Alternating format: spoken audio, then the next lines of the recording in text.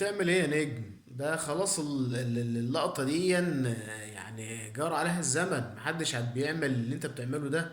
حد لسه بيقف قدام الاوت كده علشان اللاعب ما يشوفش يلعب الاوت؟ كان زمان الكلام ده يا نجم.